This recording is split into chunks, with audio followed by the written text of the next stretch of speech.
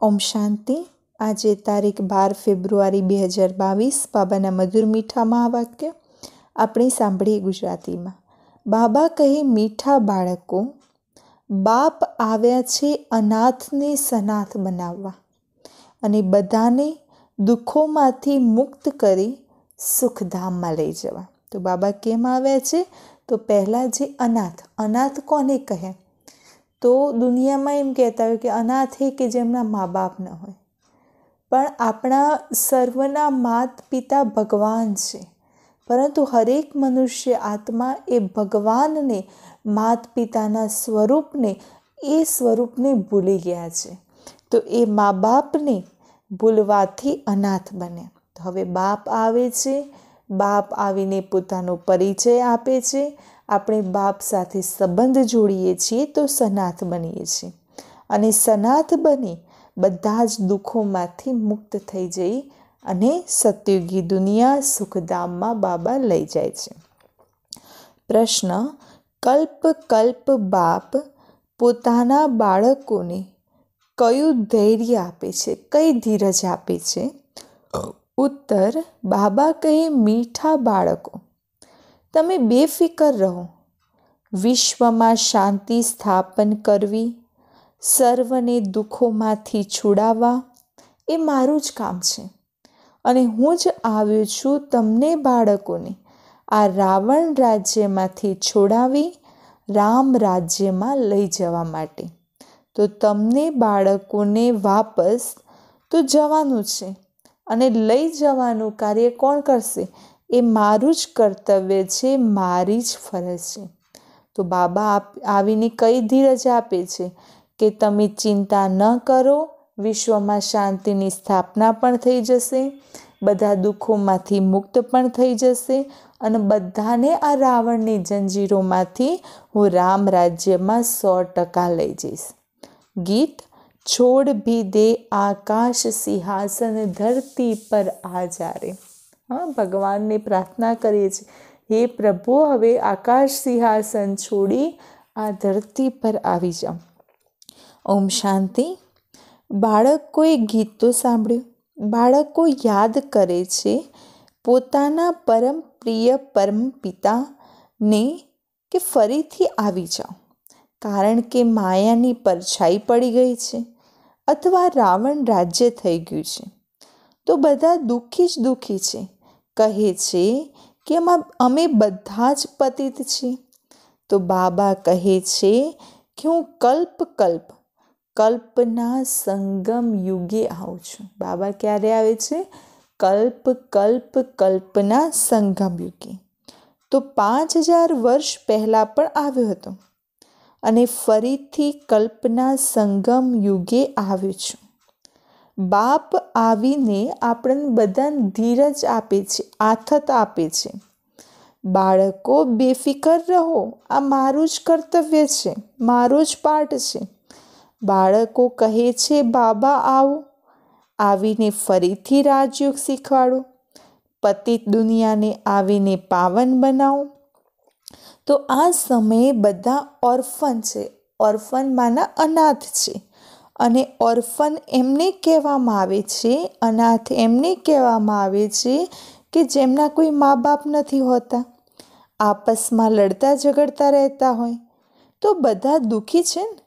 તો સમગ્ર દુનિયામાં અશાંતિ છે. એટલા માટે બાળકોને દુઃખથી પાર કરી કે રાવણ રાજ્યમાંથી છોડાવીને રામ રાજ્ય સુખધામમાં લઈ જવા આવ્યું છું. તો બાપ કહે છે, આ મારું જ કર્તવ્ય છે. સમગ્ર સૃષ્ટિના અર્થાત બધી મનુષ્ય આત્માઓના એક જ પિતા છે અને બધા કહે છે કે હે બેહદના બાબા, આપ અત્યારે ઉપર તખ્ત છોડીને અહીંયા આવ્યા છો. ઉપરનું તખ્ત છોડીને બાબા આવ્યા છે. બ્રહ્મ મહતત્વમાં રહો છો. અહીંયા છે જીવાત્માઓ, ત્યાં છે આત્માઓનું નિવાસ સ્થાન, જેને આપણે બ્રહ્માંડ કહીએ છીએ. આપણે જેને બ્રહ્માંડ કહીએ છીએ, તો બ્રહ્માંડ શું છે? આત્માઓનું નિવાસ સ્થાન છે. તો બાપ બાળકોને સમજાવે છે કે આ નાટક છે, સુખ અને દુઃખનું. આપણે બોલાવીએ પણ છીએ હે પરમપિતા પરમાત્મા, કારણ કે દુઃખી છીએ ને. આ ગીત પણ આ ઉપર જ ગાવામાં આવ્યું છે ને. કયું ગીત છે આજે? હા, આકાશ સિંહાસન છોડીને આ ધરતી પર આ જાઓ. તો બાળકોની ભૂલ થઈ. શું ભૂલ થઈ?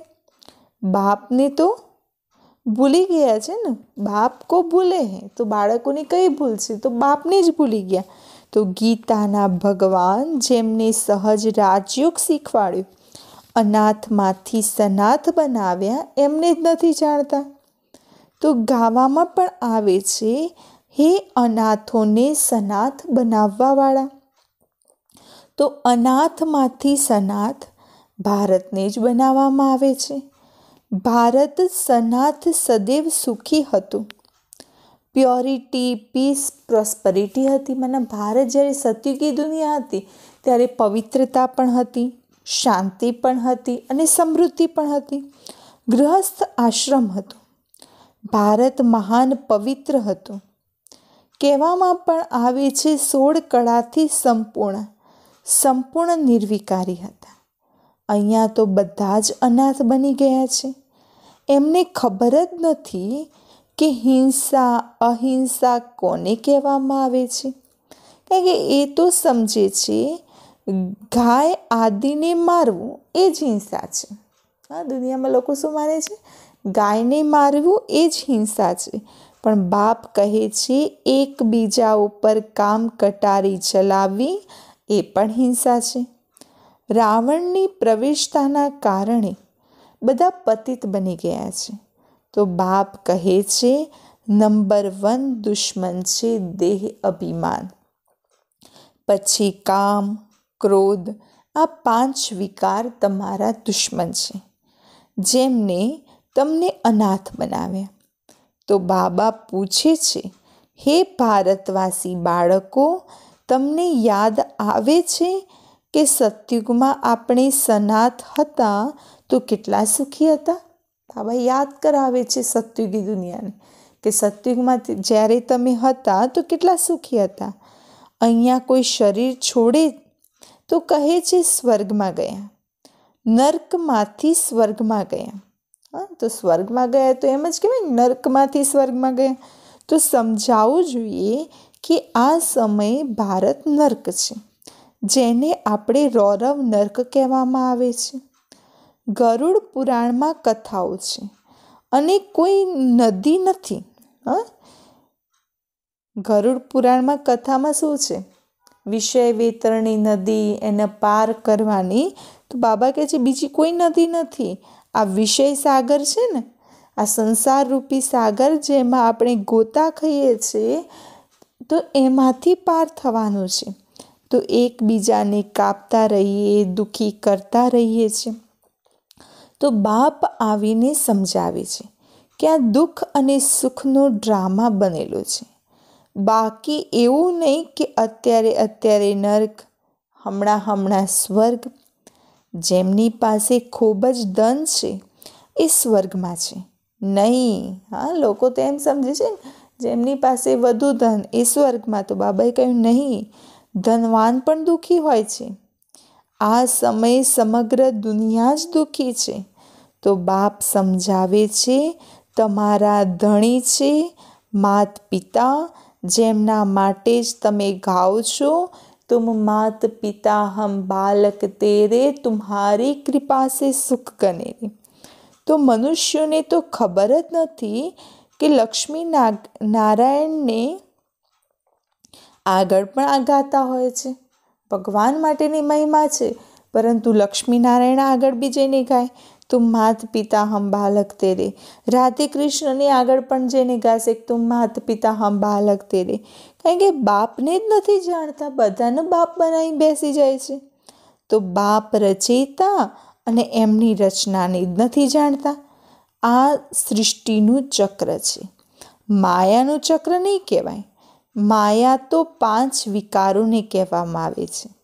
ધનને સંપત્તિ કહેવામાં આવે છે. તો સંપત્તિવાન ભવ, આયુષ્યવાન ભવ, પુત્રવાન ભવ, આ આશીર્વાદ બાપ જ આપે છે.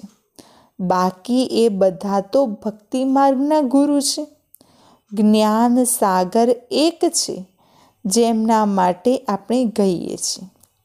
ગીતા સંભળાવી પછી કહી દેતા હોય શ્રી કૃષ્ણ ભગવાન વાચ. અરે, કૃષ્ણ કેવી રીતે ભગવાન હશે?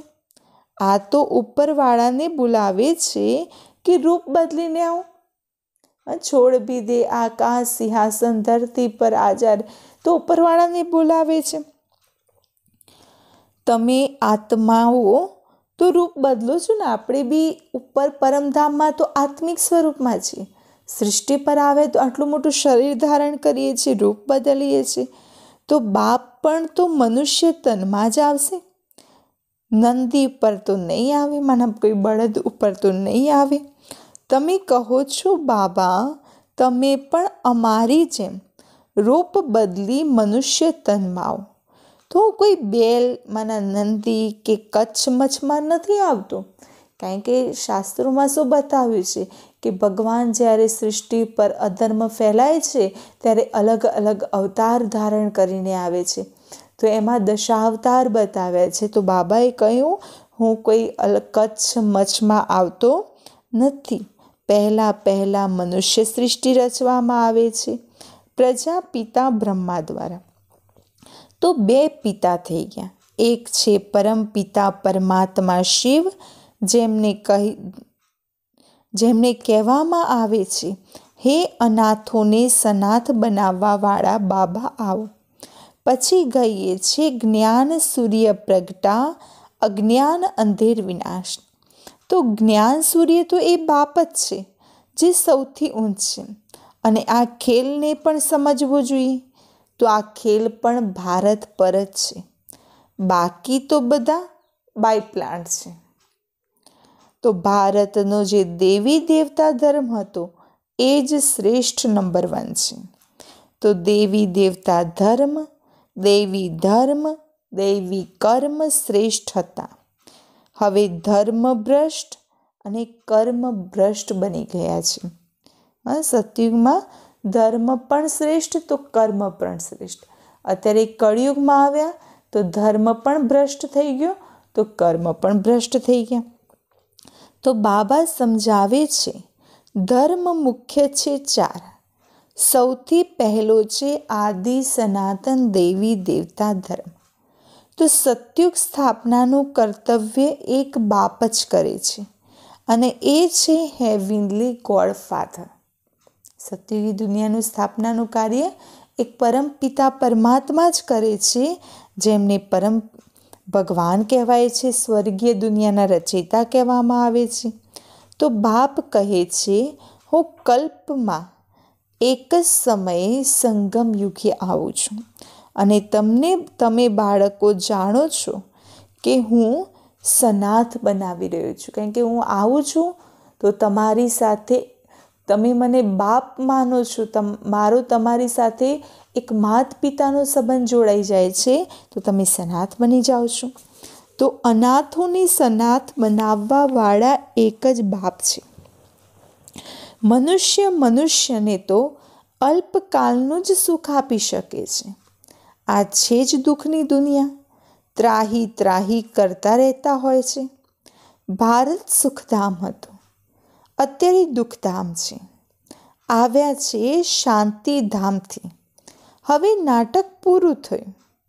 હવે આ શરીર જૂનું થઈ ગયું છે, આ વસ્ત્ર જૂનું થઈ ગયું. તો ગૃહસ્થમાં રહેતા પવિત્ર બનવાનું છે. તો બાબા કહે, હું તમારો બાપ આવ્યો છું પવિત્ર સતયુગી દુનિયાની સ્થાપના કરવા માટે. તો પહેલાં પવિત્ર હતા, અત્યારે અપવિત્ર છે. અડધો કલ્પ રામ રાજ્ય છે, અડધો કલ્પ રાવણ રાજ્ય છે. અત્યારે તમે ઈશ્વરીય ગોદમાં છો અને આ ઈશ્વરીય ફેમિલી છે. આપણે ક્યાં છીએ? ઈશ્વરની ગોદમાં બેઠા છીએ અને આ બધો ઈશ્વરીય પરિવાર છે. તો ગ્રેન્ડ ફાધર છે શિવ બાબા, પ્રજાપિતા બ્રહ્મા છે બાબા. આ રિયલ્ટી છે. અને તમે જાણો છો કે નિરાકાર બાપે પ્રવેશ કર્યો છે, મનુષ્ય તનમાં આવ્યા છે અને એ બાપ બેસી આત્માઓની સાથે વાત કરે છે, જેમને રૂહાની સર્જન કહેવામાં આવે છે. રૂહને માના આત્માને ઇન્જેક્શન લગાવે છે. તો આ જે આત્માને નિર્લેપ કહે છે, પરંતુ આત્મા કેવી રીતે નિર્લેપ હશે? લોકો આત્મા નિર્લેપ કહેતા હોય છે, પણ બાબા કહે છે આત્મા નિર્લેપ કઈ રીતે કહેવાય? કારણ કે જે બી આત્મા શરીર દ્વારા કર્મ કરે છે, તો એ કર્મનું ખાતું તો આત્માની અંદર જમા થાય છે. તો આત્મામાં જ સંસ્કાર છે, જે અનુસાર આત્મા જન્મ લેતી હોય છે. તો અત્યારે તમે બાળકો પરમાત્માને જાણો છો.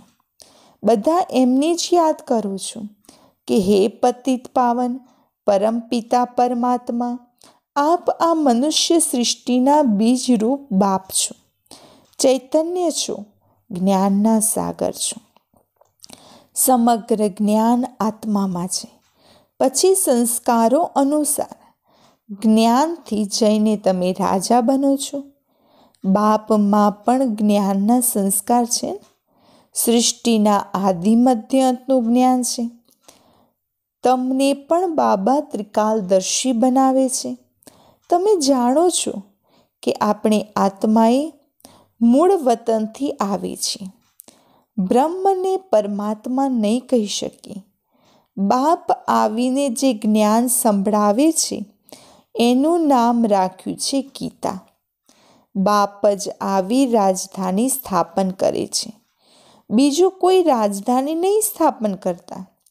અત્યારે રાજધાની સ્થાપન થઈ રહી છે, એટલા માટે પવિત્ર બનવાનું છે. તો બાપા કહે, હવે બાપ તમને બાળકોને જ્ઞાન આપી પવિત્ર બનાવીને સનાથ બનાવે છે. માના આપણું હવે કોઈ ધણી ધોરી બની ગયું છે કે જે આપણી ચિંતા કરે છે. તો ડ્રામાનો અક્ષર પણ કોઈ નથી જાણતા. આ અનાદિ અવિનાશી ડ્રામા છે.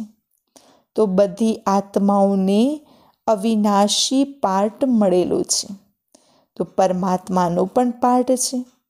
બાબાએ સમજાવ્યું છે કે શિવ કોઈ એટલું મોટું લિંગ નથી કે જેમને કહેવામાં આવે પરમપિતા પરમાત્મા. આત્માનું રૂપ શું છે? Star, light. ચમકે છે ભ્રુકુટીના વચ્ચે અજબ સિતારો.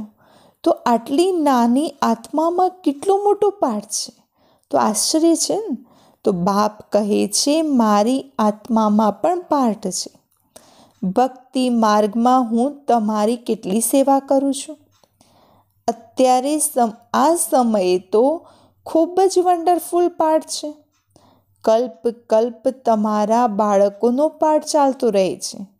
એક્ટર્સ પણ નંબરવાર હોય છે. સૌથી પહેલાં છે બાબા. બાપની પાસે જે જ્ઞાન છે એ બધાને આપે છે. તો બાપ કહે છે બાળકો, આ રાજધાની સ્થાપન થઈ રહી છે. હવે પુરુષાર્થ કરી ઉચ્ચ પદ પ્રાપ્ત કરો. જે સીટ જોઈએ એ લઈ લો. પુરુષાર્થ કરવાનો છે પ્રારબ્ધ માટે, કારણ કે કર્મ કરીશું તો ભાગ્ય મળશે. તો પુરુષાર્થમાં મહેનત કરવાની છે ભાગ્યને બનાવવા માટે. તો બેહદના બાપ દ્વારા બેહદના સુખ લેવાના માટે પુરુષાર્થ કરો. જગત અંબાને કહેવામાં આવે છે ગોડેઝ ઓફ નોલેજ, માના જ્ઞાનની દેવી. તો ક્યાંથી જ્ઞાન મળ્યું? તો બ્રહ્મા બાબા પાસેથી. બ્રહ્માને કોને આપ્યું? તો શિવ પરમાત્માએ. તો બ્રહ્મા દ્વારા બ્રહ્મા કુમાર કુમારીઓને આ જ્ઞાન મળી રહ્યું છે. જે બ્રાહ્મણ પછી આ યજ્ઞના નિમિત્ત બને છે, જેને કહેવામાં આવે છે રુદ્ર જ્ઞાન યજ્ઞ, જેમાં સમગ્ર પુરાની દુનિયા ખતમ થઈ જાય છે. તહેવાર બધા આ સંગમના છે. શિવના બદલે કૃષ્ણ રાત્રિ કહી કૃષ્ણના જન્મ રાતમાં બતાવવામાં આવે છે. શિવરાત્રિનો અર્થ નથી સમજતા. કળયુગ છે રાત, સતયુગ છે દિવસ. રાતમાં આવીને દિવસ બનાવે છે, જેને કહેવામાં આવે છે શિવ જયંતી. તો બેહદની રાત બેહદનો દિવસ. આ શિવ શક્તિ સેના ભારતને સ્વર્ગ બનાવવાવાળી છે. તો જુઓ કેવી રીતે ગુપ્તમાં બેસીને ભણે છે. યોગ બલથી રાજ્ય લે છે.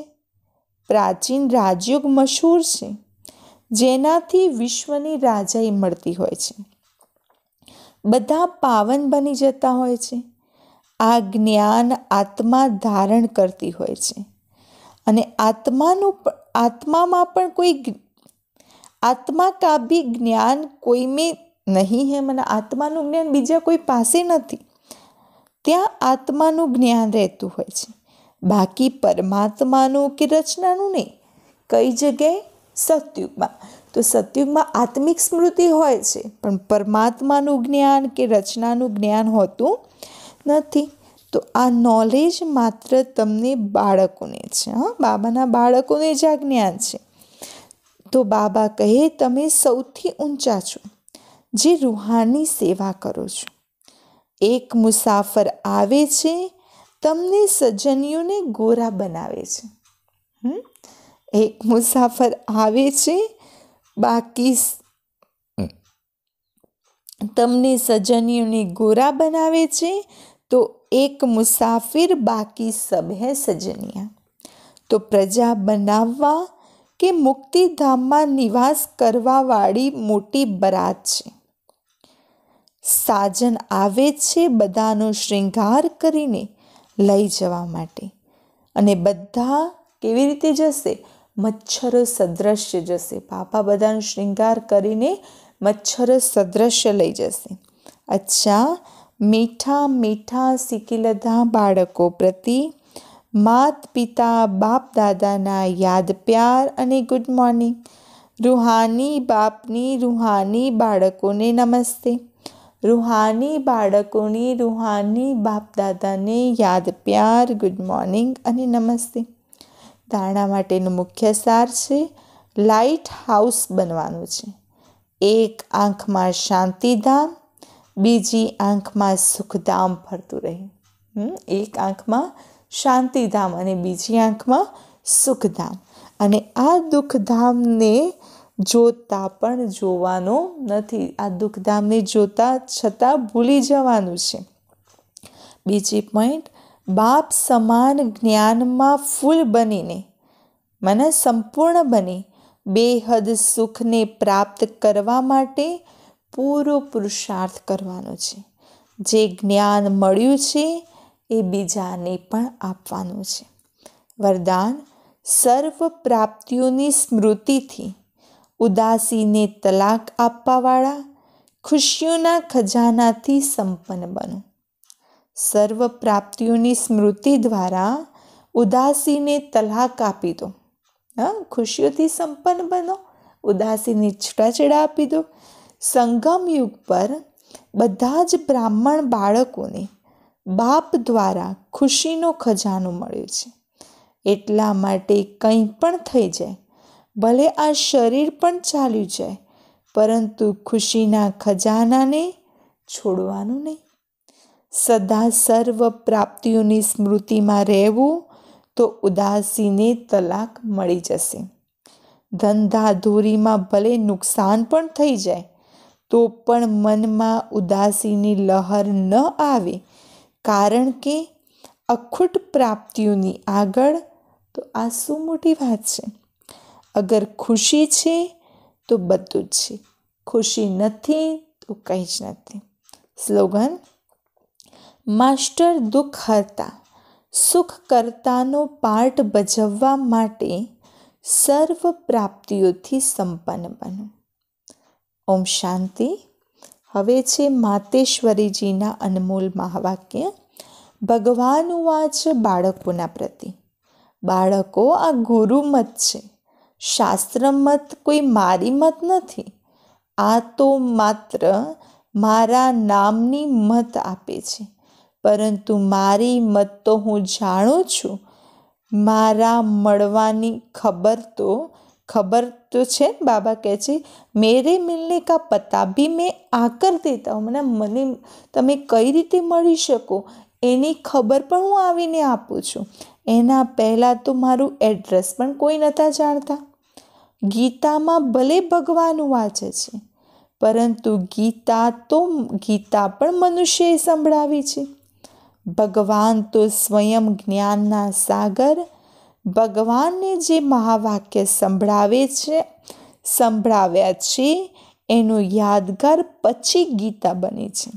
તો આ વિદ્વાન પંડિત આચાર્ય કહે છે, પરમાત્માએ તો સંસ્કૃતમાં મહાવાક્ય ઉચ્ચારણ કરે, તો એને શીખ્યા વગર પરમાત્મા મળી ન શકે. વિદ્વાન પંડિત શું કહેતા હોય? સંસ્કૃત તો શીખવું પડે, કારણ કે સંસ્કૃત શીખો તો વાંચી શકો અને તો જ ભગવાન મળી શકે. આ તો ઓર જ ઉલટું થઈ ગયું.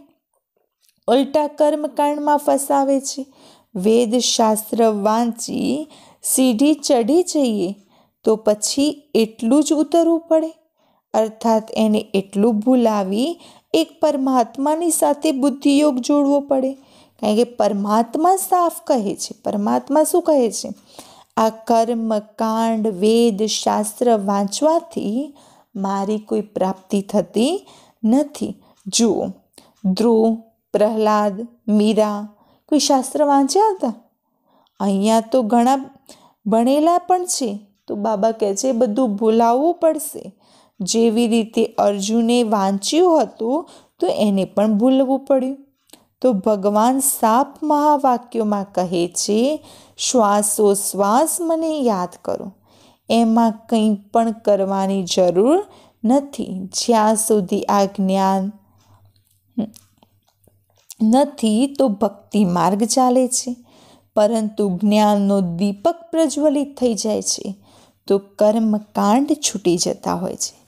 કારણ કે કર્મકાંડ કરતાં કરતાં અગર શરીર છૂટી જાય તો ફાયદો પણ શું મળશે? પ્રારબ્ધ તો બની નહીં. કર્મ બંધનના હિસાબ કિતાબમાંથી એ મુક્તિ મળી નહીં. લોક તો સમજે છે જૂઠું ન બોલવું, ચોરી ન કરવી, કોઈને દુઃખ ન આપવું, આ બધા સારા કર્મ છે. પરંતુ અહીંયા તો સદાકાલના માટે કરેલા બાબા કહે છે સદાકાલ માટે કર્મોની બંધાયમાનીથી છૂટવાનું છે અને વિકર્મોની જળને ઉખાડીને ફેંકી દેવાની છે. તો આપણે તો બધા ઈચ્છીએ છીએ ને કે એવું બીજ નાખીએ જેનાથી સારા કર્મોનું ઝાડ ઉગી નીકળે. એટલા માટે મનુષ્ય જીવનમાં પોતાના કાર્યોને જાણી શ્રેષ્ઠ કર્મ કરવાના છે. બાકી પરમાત્માને જેટલું ઓળખશે એટલું જ નજદીક જતું જશે. તો આ બધા જ રાજ પાર બ્રહ્મમાં રહેવાવાળા પરમાત્મા આતાલ